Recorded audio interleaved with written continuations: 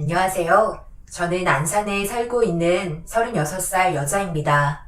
그동안 참고 살았던 세월만큼 저희 가족에게도 꽃피는 날이 찾아왔고 지금은 행복한 가정생활을 유지하고 있지만 과거의 일들 중 그때만 생각하면 아직까지도 화가 치밀어 오를 정도로 저희 가족에게 몇 가지 문제가 있었습니다.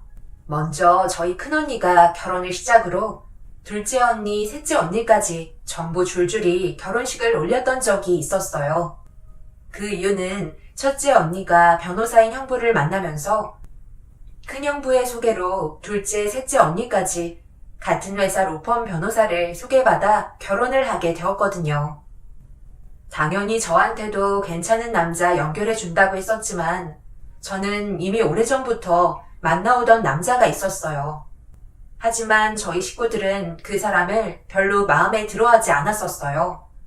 그 이유는 법조인 새 형부와는 전혀 반대되는 직업이었고 월 수입도 많지 않았기 때문에 반겨주는 분위기는 아니었어요. 좋은 직업 가진 남자 소개해준다는데 굳이 마다하는 이유가 뭐야? 오래 만나왔던 적게 만나왔든 그건 중요하지 않다. 앞으로 인생을 함께할 남자가 누가 되는지가 중요한 거지. 그 사람과 연애를 했다고 해서 결혼까지 해야 된다고 생각하지 마라. 너도 이제 홍기가 찬 만큼 정상적인 남자랑 결혼을 해야 될 거 아니니? 남들 시선이 얼마나 중요한지 알지? 너희 언니 주변에서 대우가 틀려진 거 봤지? 셋 다 전부 변호사 남편 만났다고 부러움을 한 몸에 받고 있는데 너는 고작 들어본 적도 없는 배관공이라고?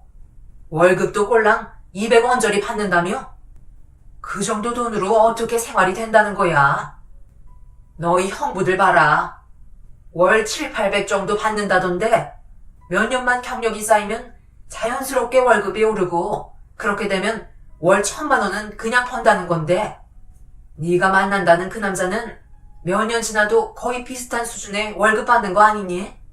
그런 막노동하는 사람이랑 왜 만나서 엄마 속을 뒤집어 놓는 거야? 이제 그만 정리하고 조만간 자리 추선해 준다니까 소개 한번 받아봐라. 엄마 소원이 뭔 줄 알아?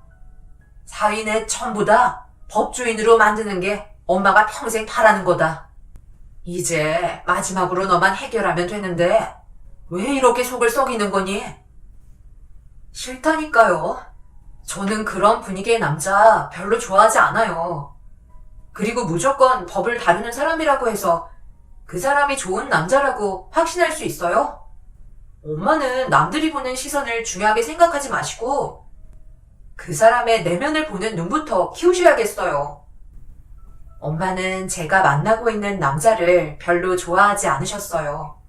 하지만 무조건 법조인 사위 집안으로 만들겠다는 목표를 가지고 계셨죠. 일단 만나보라고 얘기하셨지만 제가 싫어하는 건 받아들이지 않았습니다. 그러자 엄마도 결혼은 무조건 안 된다며 반대를 하셨고 결국엔 얼굴조차 보려 하지 않으셨어요.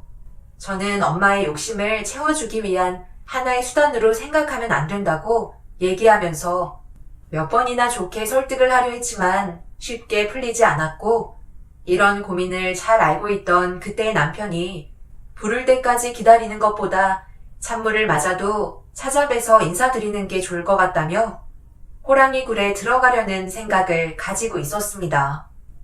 어차피 안 된다고 결정을 내려버리셨으니 저희가 할 수 있는 방법으로 밀어붙여야만 했어요.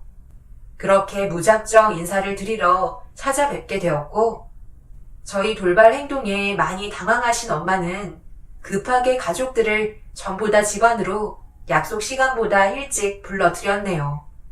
원래 저녁 식사 시간 맞춰서 모두가 모이는 시간이었는데 식사 도중 들어가는 것도 별로 좋아 보이지 않아 저녁 식사하기 1시간 전에 먼저 인사를 드리러 갔어요. 그렇게 급하게 모두가 모인 상황 속의 분위기는 당연히 좋지 않았습니다.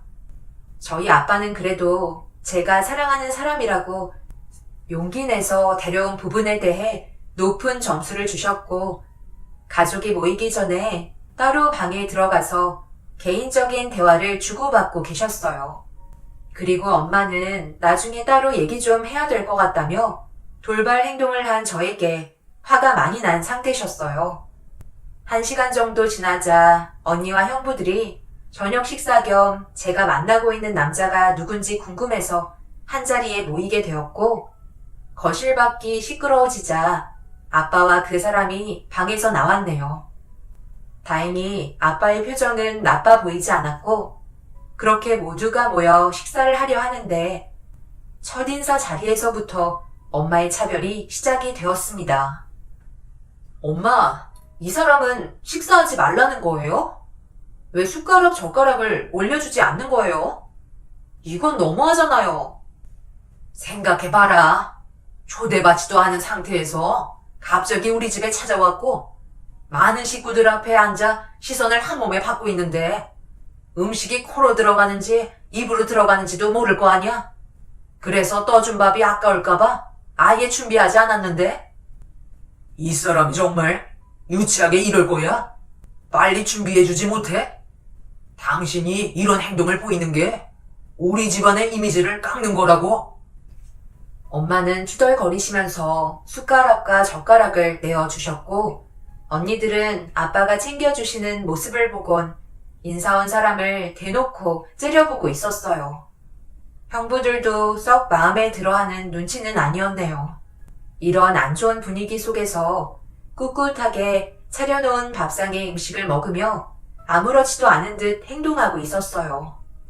애초부터 좋은 대접은 받지 못할 거라는 걸 알고 있었기 때문에 마음을 많이 내려놓은 듯 보였습니다. 저와 결혼하기 위해 애써주는 모습이 너무 고마웠어요. 그리고 정말 눈물이 날 뻔했던 건 엄마와 형부, 언니들의 관심보다 아빠가 관심을 가져주는 거에 정말 감사했어요. 그렇게 대화가 아빠와 제가 사랑하는 사람을 중심으로 흘러가기 시작하자 언니와 형부들이 그 모습들이 보기 싫었는지 대화에 끼어들기 시작했고 난처한 질문들을 집중적으로 하기 시작했어요. 하지만 이 사람은 절대 휘말리지 않고 차분하게 분위기를 이끌어 나갔습니다. 자기가 할 수 있는 최대한의 답변을 해주며 부족한 부분들을 숨기지 않았네요. 야간 작업까지 한다고요? 그래서 월 300 정도 겨우 받아요? 그거 가지고 누구 코에 붙인다는 거죠? 둘이 얼마나 사랑하고 있는지는 모르겠지만 결혼은 현실이야. 돈이 없으면 뒤따라오는 행복도 없는 거야. 우리 집안이 못 사는 거 아니라고 해서 돈 걱정 없이 살 수 있을 거라 생각하나 본데 부모한테 손 벌리면 안 되는 거 너도 잘 알잖아. 윤민이가 하고 있는 사업도 규모가 워낙 작아서 벌어들이는 수익은 많지 않을 텐데 어떻게 그 돈으로 먹고 살겠다는 거야? 애는 안 낳을 거니? 저기요, 저는 제 동생이 힘들게 살아가는 거 뒤에서 지켜보고 싶지 않거든요? 그쪽보다 능력 좋은 남자들이 동생이랑 결혼하겠다고 줄 서서 한 트럭으로 대기하고 있는데 굳이 집안 분위기를 안 좋게 만들어야 되겠어요? 밥이 입으로 넘어가세요? 개념이 없으신 건가? 아니면 눈치가 없으신 건가? 나는 이 집안의 큰 언니로서 윤민이가 능력 좋은 남자를 만나는 게 좋을 것 같다고 생각한다. 나는 엄마 편이니까 이 결혼 반대할게.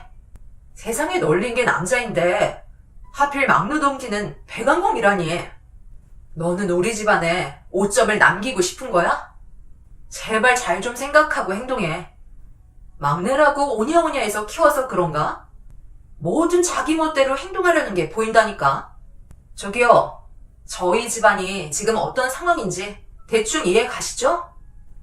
네, 잘 알고 있습니다.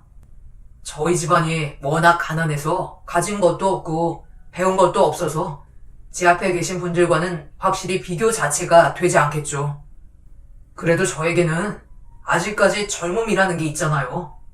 윤미와 결혼하고 무조건 성공하는 삶을 보여드리도록 하겠습니다. 당연히 시간이 필요하겠지만 저희가 진심으로 사랑하고 있는 만큼 그 꿈 또한 이루어질 거라 생각합니다. 아직 많이 부족한 점이 보이시더라도 저를 믿고 결혼 허락해 주시면 안 될까요? 제가 남들보다 살겠다는 의지가 상당히 강한 편이라 절대 윤미를 굶길 리는 없을 겁니다. 한 번만 믿어주시면 성공하는 모습 꼭 보여드릴 테니 이 집안의 사이로 살아갈 수 있게 부탁드리겠습니다.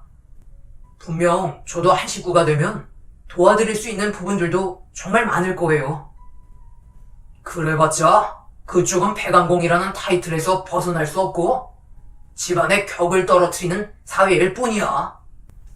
아빠 빼고는 전부 적이었어요. 따뜻한 말 한마디 해준 적 없이 상처되는 말만 쉬지 않고 계속해서 뱉어대던 도중 아빠는 더 이상 듣고 싶지 않았는지 결국 참고 계시다가 화를 내시면서 상황은 정리가 되었네요. 그렇게 길지 않은 시간 속에 마음만 아프게 해준 것 같은 기분에 좋지 않은 상태로 그 사람을 집으로 돌려보냈어요. 그리고 끝나지 않은 대화를 이어나가게 되었네요. 제가 사랑하는 사람이 너무 큰 상처를 받았을까봐 화가 머리끝까지 올라와 버렸고 그 사람이 집으로 돌아간 이후에야 밝은 목소리와 함께 웃음소리가 주방에서 울려 퍼지길래 주방으로 들어가려 하는데 걸어 나오시는 아빠가 그냥 방으로 들어가는 게 좋을 것 같다고 말씀하셨지만 좀 전의 분위기를 그냥 넘어가는 건 아니라며 주방에 있는 식구들에게 제가 가진 불만들을 털어놓게 되었어요. 하지만 아무도 제 말을 들어주려 하지 않았죠. 저런 남자들은 원래 자존감이 낮기 때문에 우리 집안 사람들을 보곤 두 번 다시 결혼하겠다는 말은 못할 거예요. 당연하지. 우리 집안이 어떤 집안인데? 변호사가 3명이나 있는데 백안공이 웬 말이니? 생각만 해도 너무 끔찍하다. 내가 저런 놈들 한두 번 겪어본 게 아닌데 분명 장모님 집안에 재산 보고 접근했을 거예요. 법적 문제로 변호사를 찾는 사람들 중에 재산 문제로 사고친 의뢰인들 대부분이 못 살거나 막노동 뛰다가 돈이 없어서 재산 갈취하려다가 돌이킬 수 없는 범죄까지 저지른다니까요. 겉모습만 보고 절대 알 수 없으니까 집안을 보고 결혼을 하는 거예요. 배운 사람들이야 생각을 하지만 못 배운 사람들은 손부터 나간다니까요. 오늘 아마 혼쭐이 났을 겁니다. 다시는 이 집안에 발도 들이지 않을걸요. 제가 봤을 때 엄마가 제일 나쁘고 형부들이랑 언니들도 잘한 거 하나 없어요. 내가 봤을 때 인생 경험은 그 사람이 더 많을걸요?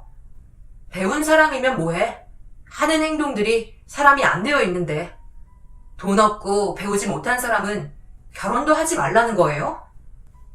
처제, 어디서 어른들한테 큰 소리가? 지금 이 상황이 얼마나 심각한지 몰라? 항상 예의 바르던 처제가 그놈이랑 놀다 보니 인성까지 버려버렸네. 이래서 사람을 잘 만나야 한다는 거야. 안 좋은 것만 죄다 배웠잖아. 그런 놈들을 뭐라고 부르는지 알아? 미세먼지 같은 존재들이라고 불러.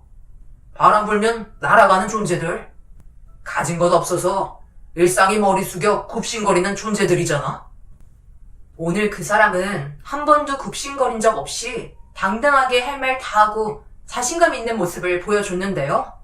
사람 함부로 판단하지 마세요. 언니들도 변호사라는 직함에 눈이 멀어 평생 결혼하지 못할 형부들 10살이나 차이 나는데도 결혼한 거 내가 모를 줄 알아? 내가 이런 말까지 하지 않으려 했는데 언니들 예전에 대화 나눌 때 나이가 많아서 결혼하는 거 고민된다고 했었잖아.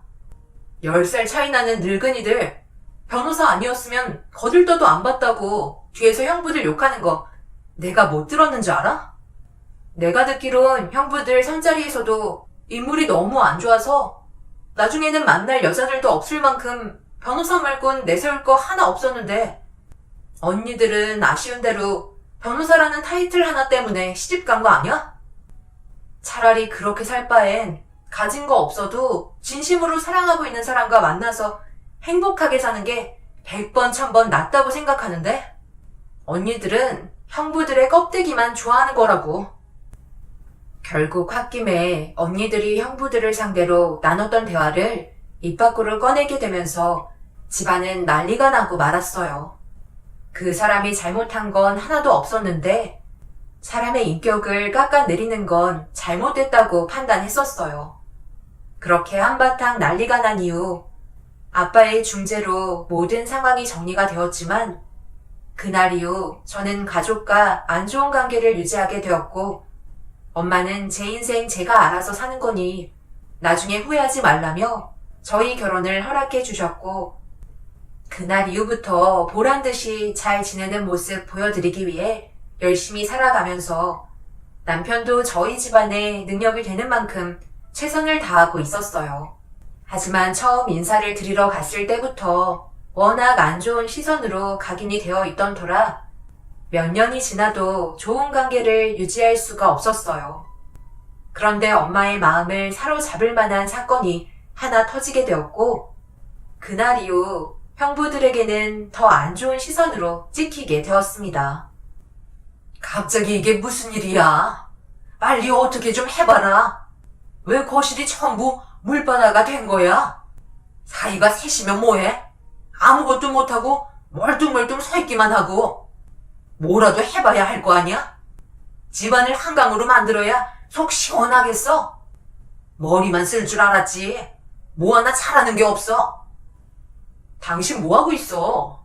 이런 거 남자들이 해결해야 될 거 아니야? 뭘 어떻게 해야 되는지 모르는 거야? 방법이 없는 거냐고. 남자라고 해서 내가 이런 걸 전부 다 할 수는 없잖아. 장인어른은 어디 가셨길래? 왜 아직까지 안 오시는 거야? 여기서 우리 아빠를 왜 찾아? 지금 이 집안에 남자가 셋인데 모임 가셔서 오늘 늦게 오신다고 하셨어. 여보, 무슨 일이야? 갑자기 전화해서 급하게 오긴 했는데 이게 뭐야? 바닥에 왜 다 물로 흥건하게 차 있는 거야? 나도 잘 모르겠어. 갑자기 이상한 소리가 들리더니 바닥에서 물이 올라왔다고. 집안의 밸브는 전부 다 잠갔는데 물이 멈추지 않고 계속 올라오고 있어서 어떻게 해야 할지 모르니까 일단 당신한테 전화한 거야. 해결할 수 있겠어? 남편은 주택이 오래돼서 노후가 된 것 같다며 집안의 밸브를 잠그는 게 아닌 메인 밸브를 잠가야 한다며 건물 밖으로 나갔어요. 그리고는 잠시 뒤 바닥에서 흘러나오고 있는 물이 멈추었고 그 사이 남편이 몇 개의 바가지들을 집으로 가지고 들어왔네요.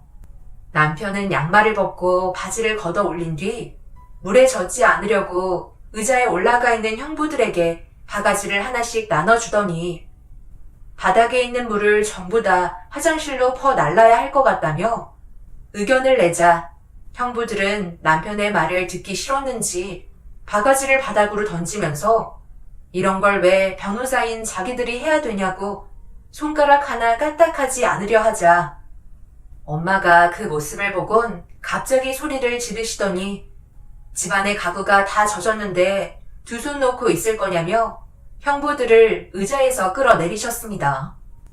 그렇게 모두가 거실에 고여있는 물을 전부 화장실로 퍼 나르기 시작했고 그 사이 남편은 처음 보는 여러 가지 장비들을 가지고 거실로 들어왔어요. 바닥에 물기가 전부 없어진 걸 확인하고 남편은 기계로 바닥을 깨부수기 시작했습니다.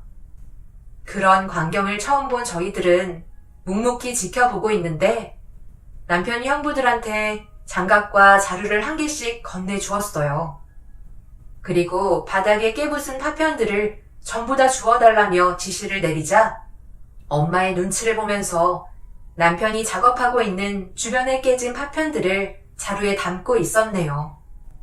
그렇게 꽤 깊게 구덩이를 파자 파이프 하나가 보였고 남편은 엄마를 부르며 파이프 연결 부위가 노후돼서 깨져 있는 걸 확인시켜주면서 다른 부품으로 연결을 시킨 뒤 밖으로 나가서 메인 밸브를 켜자 더 이상 물이 새어나오지 않았네요.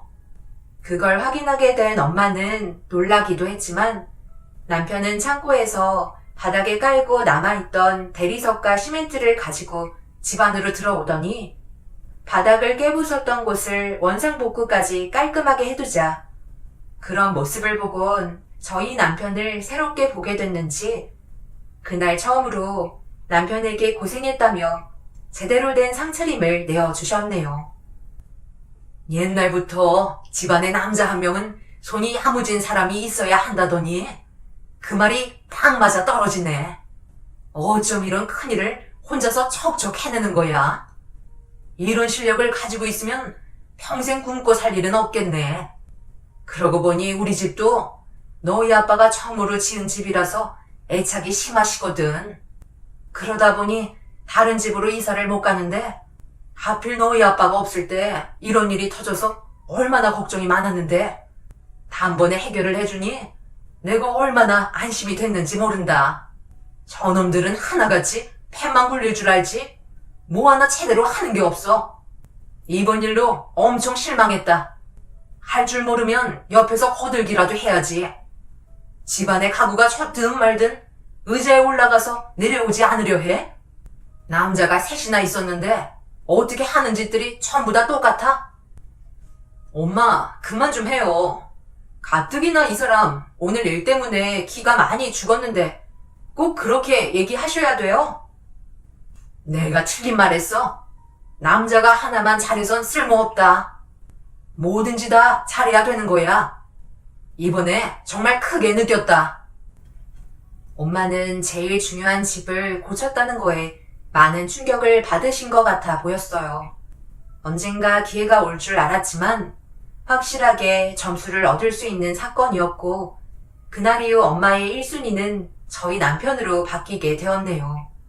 그리고 뒤늦게 들어오신 아빠가 이 사실을 듣게 되면서 사위 하나 잘 들어왔다며 좋은 말을 아끼지 않으셨고 남편은 그날 모든 걸 다 가진 것 마냥 행복해하고 있었습니다. 하지만 형부들과 언니는 그 모습을 보곤 더 기분 나빠했고 아예 말도 붙이지 않을 만큼 남편의 존재 자체를 싫어했어요. 저는 그런 거 신경 하나 쓰지도 않았어요. 시간이 지나면 지날수록 남편이 저희 집안에서 받는 대우는 점점 커지게 되었고 제일 중요한 부모님의 사랑을 한 몸에 받고 있었으니까요.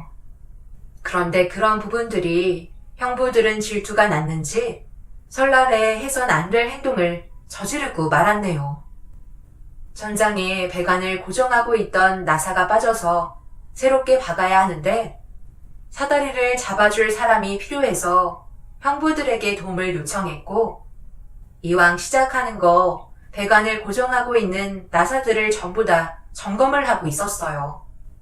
그런데 엄마가 사위들 고생한다며 음료를 배달해 주려던 그 순간 갑자기 사다리가 옆으로 넘어지게 되면서 남편이 추락을 하게 되었고 떨어진 남편이 다리를 접질렸는지 고통스러워하며 비명을 질렀습니다.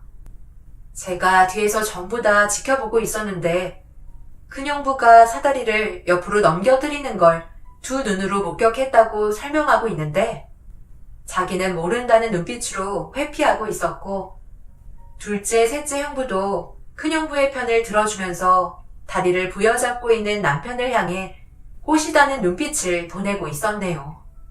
제가 너무 화가 치밀어 올라 형부들한테 화를 내려 하자 남편은 괜찮다고 더 이상의 불화를 만들지 말아달라며 저에게 부축을 받고 있었는데 그때 남편의 작업복에서 무언가 떨어지는 소리가 들렸고 바닥에 떨어진 물건을 주워들은 큰형부가 남편에게 건네주려던 그 순간 갑자기 금속 명찰을 자세히 살펴보면서 명찰의 출처를 물어보기 시작했고 잠시 뒤 충격적인 광경이 펼쳐지고 말았어요.